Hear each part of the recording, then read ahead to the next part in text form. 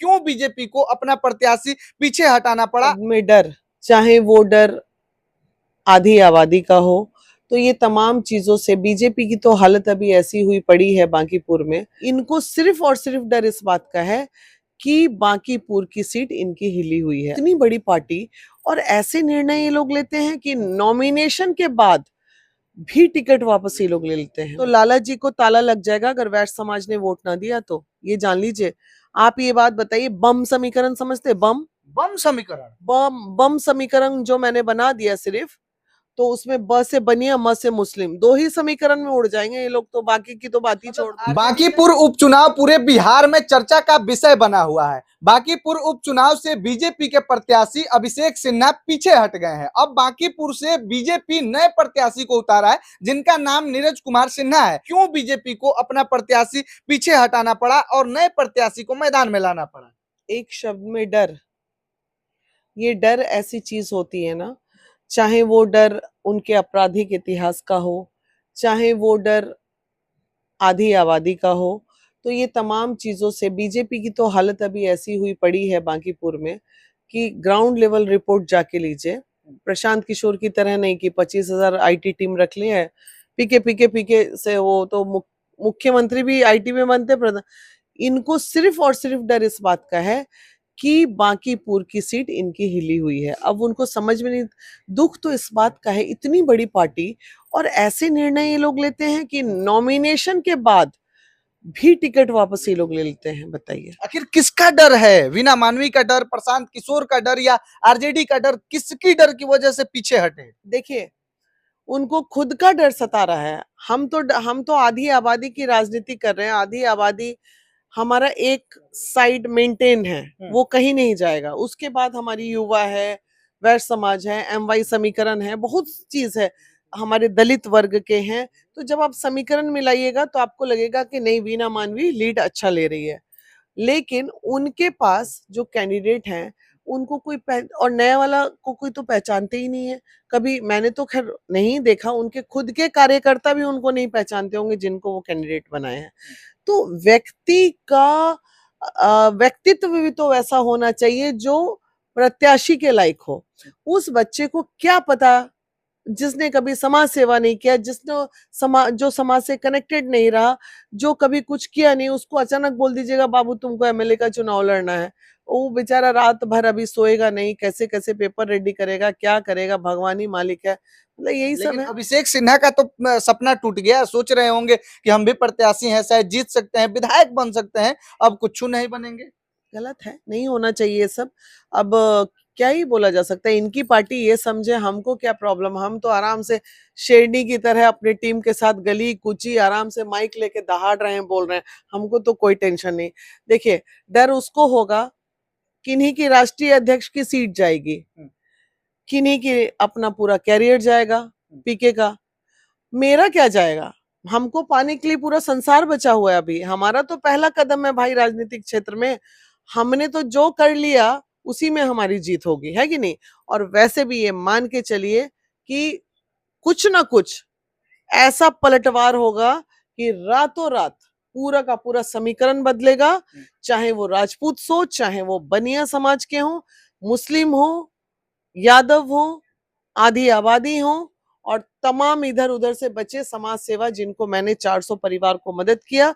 400 परिवार तो 4,000 वोट बनाएगा नहीं, 400 परिवार है जिनको मदद किए हैं, वो भी तो करेगा। तो ले दे के समीकरण जब आप चारों तरफ से बैठाओगे, अगर कोई अच्छा राजनीतिज्ञ होगा तो वो यही सोच रहा होगा कि वीना मानवी ने जो समीकरण बैठाया है बिल्कुल सही बोल रही है, सही दिशा में। लाला जी कायस्थ वोट, आज अगर वैश्य समाज वोट ना देता तो क्या यहाँ बीजेपी का गढ़ हो जाता? अच्छा, जो पुराने प्रत्याशी थे वो चले गए, लेकिन नए प्रत्याशी से वीना मानवी को तो नहीं डर है? बीजेपी के जो नए प्रत्याशी आए हैं ना, बिल्कुल डर नहीं है। क्योंकि अगर जो बांकीपुर की जनता ने कैंडिडेट पे वोट दिया कि 4, 5, 6 जितने भी कैंडिडेट है, उम्मीदवार हैं, उसमें सबसे बेस्ट उम्मीदवार कौन है, तो सब आंख बंद करके भी सोचेंगे, आंख खोल के भी सोचेंगे, तो भी लगेगा कि नहीं, ये महिला ने समाज के लिए बहुत कुछ किया है। इसने अपने आप को तपाया है, जलाया है, अपने आप को जलील तक होने दिया। क्या होता, अच्छा कमा रही हूँ, बेटा बेटी सब सेटल, आराम से एसी में सोती खाती पीती, समाज में क्यों अपने आप को इतना परेशान करती मैं? मर रहा था लोग मरने देते, जी रहा था लोग जो करता करते, हमको क्या मतलब। लेकिन मैंने समाज को 14 साल दिया है और 14 साल समाज सेवा करने के बाद आज मैं समाज से कुछ वापस लेने आई हूँ, तो क्या मेरा अधिकार नहीं है? सही बात है। और दोनों बीजेपी के दोनों कैंडिडेट में एक बात सेम है कि दोनों एक ही समाज से आते हैं, वो भी कायस्थ समाज से आते थे और ये भी जो नीरज सिन्हा है ये भी कायस्थ समाज से आते हैं। तो क्या लगता है कि जाति वाली राजनीति जो कर रही है बीजेपी, कायस्थ को नहीं छोड़ रही है, लाला जी को नहीं छोड़ रही है, क्या लगता है उसकी वजह से बीना मानी को घाटा होगा? एक बात बताइए, ऐसे तो हम बहुत ज्यादा जात पात नहीं जानते, दो ही जात जानते हैं, एक महिला एक पुरुष, मतलब मेल फीमेल, ऊपर इंसानियत। लेकिन अगर जो जात का समीकरण ये लोग हमको समझाने लगेंगे तो लाला जी को ताला लग जाएगा अगर वैश्य समाज ने वोट ना दिया तो, ये जान लीजिए। आप ये बात बताइए, बम समीकरण समझते हैं? बम बम समीकरण? बम समझते हैं? बम बम मतलब बम जो उड़ा देता है। ब्लास्ट, या हाँ।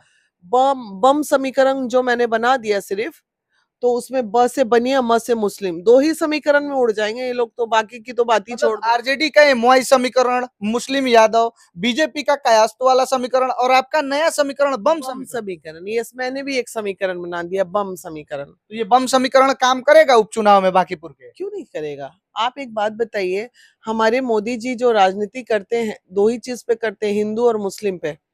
बीजेपी ने दो ही चीज पे किया राजनीतिक, हिंदू मुस्लिम, और हमने ना हिंदू किया ना मुस्लिम किया, हमने दोनों को मिला के एक कर दिया। हमको ना हिंदू मुस्लिम सिख ईसाई सब भाई भाई, मैं इस पॉलिसी पे चलती हूँ। अच्छा, क्या लगता है जो बम समीकरण आप बना रही है तो वैश्य और मुस्लिम को बना रही है, तो लेकिन आरजेडी से भी वैश्य समाज जिसे है रेखा गुप्ता, उनको भी वैश्य समाज वोट कर सकता है? 40 साल से तो कर ही ना रहा है वोट आरजेडी को, लालू जी के ही ना बेटे हैं जी। इतने साल जनता भी सोचेगी ना कि इतने साल छोटा बेटा को दिए कुछ नहीं हुआ, एक बार बड़ा बेटा को दे के देख लेते हैं, क्योंकि बड़ा बेटा के साथ जो कैंडिडेट है वो बहुत ही खतरनाक और बहुत ही शक्तिशाली कैंडिडेट है। मैं अपने आप को यस गर्व से बोलती हूँ ये बात, क्योंकि मैंने काम किया, तो मेरे सीना ठोक के बोलूंगी मैंने किया है। बाकी कैंडिडेट को खड़ा करो, पूछो कि तुमने क्या किया है, पार्टी को हटा के पूछो। राष्ट्रीय अध्यक्ष नितिन नवीन का जो है कि ये सीट रहा है, उनकी छवि खतरे में है। अगर बीजेपी यहाँ से हारती है तो नितिन नवीन का छवि जाता है और लोग बोल रहे हैं कि सम्राट चौधरी की कुर्सी भी चली जाएगी अगर बांकीपुर सीट बीजेपी हार जाती है तो बहुत सारे लोग तो इसी में लगे हुए हैं कि किसी तरह सम्राट चौधरी हटे, तो उसके लिए तो जनता एड़ी चोटी एक कर ही देगी। जनता हटाएगी देखिए, सम्राट एक चौधरी को, बांकीपुर, आपको जिता के? हाँ बिल्कुल, एक बांकीपुर के सीट हारने से इसको बहुत ज्यादा ईगो पे भी नहीं लेना है। बांकीपुर सीट अगर बीजेपी हार जाएगी तो बीजेपी की सरकार नहीं गिरने वाली, नहीं गिरने वाली, मोदी जी को भी कुछ नहीं होने वाला, लेकिन सम्राट जी चले जाएंगे। तो अगर बीजेपी थोड़ा सा दिमाग लगा लेती है, अंदर अंदर तो बीजेपी के लोग भी सम्राट जी से परेशान है कि नहीं, बाकी के जो कास्ट के लोग हैं, तो सारे समीकरण को अगर इन लोगों ने बैठा दिया, तब ये मान लीजिए ये सीट जो सिर्फ एक ही व्यक्ति के हाथ में आएगा, और वो है वीना मानवी। मतलब वीना मानवी के हाथ में आएगा और सच में वीना मानवी का डर सताया, इसलिए पीछे हटे पुराने प्रत्याशी। डरे न डरे मैं ये नहीं बोलूंगी, लेकिन ये सीट का सीधे लाइन क्लियर धीरे धीरे दिख रहा है, समीकरण धीरे धीरे जैसे पलटवार हो रहा है, ये सीधे आएगा वैश्य समाज की तरफ से, और सारा वैश्य रातों रात वोट मारेगा अपने परिवार पे, और देखिए कैसे समीकरण बदलता है। प्रशांत किशोर तो बोल रहे हैं कोई नहीं है हमारे टक्कर में, हम ही जो है कि अब की बार का सीट जीतेंगे बांकीपुर का। 4 दिन बाद देखिए सारे राजपूत, सारे भीम आर्मी, सारे लोग सब यहाँ बैठे और वीना मानवी के समर्थन में 4 दिन बाद दिखेंगे आपको। मतलब भीम आर्मी वाले आपके समर्थन में क्यों भी? नहीं आएंगे? उनके दलित के लोगों को मैंने किया, अंबेडकर की मूर्ति टूटी तो मैंने ठीक किया, अंबेडकर जी का को कौआ पोटी सोटी करा रहे थे नितिन नवीन जी, तो शेड मैंने लगाया। तो उनको नहीं लगा कि हमारे समाज के लिए वीना मानवी खड़ी है, तो चलो भाई हमें उनका साथ देना चाहिए। चंद्रशेखर रावण का भी मिलता है आपको समर्थन बीना मानवी को, एकदम भीम आर्मी वाले हैं? क्यों नहीं मिलेगा? आप इंतजार कीजिए ना, अभी देखिए ना क्या क्या होता है, थोड़ा इंतजार तो होने दीजिए, थोड़ा 2-4 दिन आप लोग रुकिए ना बस। और क्या लगता है जो नए प्रत्याशी आए हैं उनको भी आप वैसे ही धूल चटाने का प्रयास करेंगे जैसे पिछले वाले प्रत्याशी को सोच रहे थे? तो मैं तो बीजेपी, देखिए प्रत्याशी तो वो बेचारा बच्चा है, मतलब मेरा बेटा का उम्र का होगा, बेटी का उम्र का होगा, उसको मैं क्या ही बोलूं। इसलिए मैं इंसानियत पे काम करती हूँ बाबू, इसलिए उस बच्चे के लिए मैं कुछ नहीं बोलूंगी।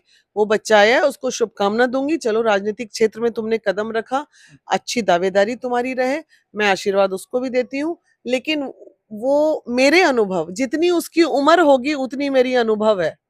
आप सोचिए, जितना वो बीजेपी कैंडिडेट का उम्र होगा उतना मेरा अनुभव है, तो कहीं ना कहीं भारी तो हम पड़ेंगे।